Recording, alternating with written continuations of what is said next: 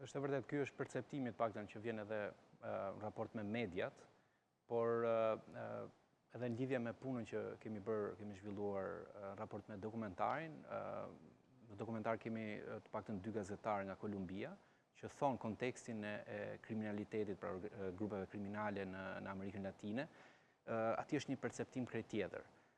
Është një perceptim krejt tjetër sepse ne nisemi me idenë që, jemi 3 milion popullsi, një shtet i vogël dhe në raport me popullsinë kriminaliteti, mendoj unë të paktën, është shumë i lartë, shumë i madh dhe bën atë që në kontekste të tjera do ishte shumë e vështirë, në sensin pra të vi deri te kontrolli i rrugëve të trafikut të kokainës. Por në një vend tjetër si Kolumbia, për shembull me rreth 15 milion banor ose në gjithë kontinentin e Amerikës së Jugut, ku ka qindra milion banor, diferenca është shumë e papërfillshme në sensin për të bërë një impakt aq sa popullata atje tjetë e njohur me realitetin e kriminalitetit shqiptar.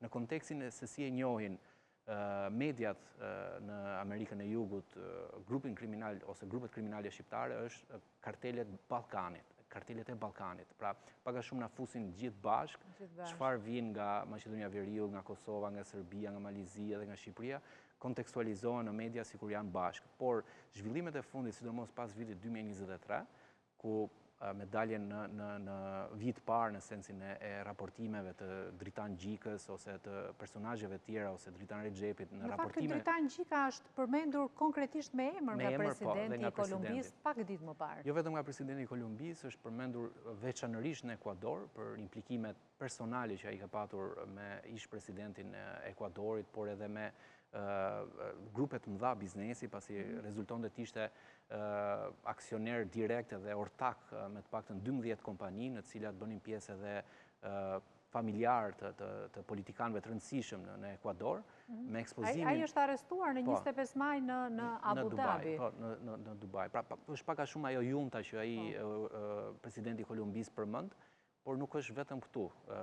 Në një farë mënyrë ky narracion që vjen në Amerikën Latine vjen edhe në Venezuelë.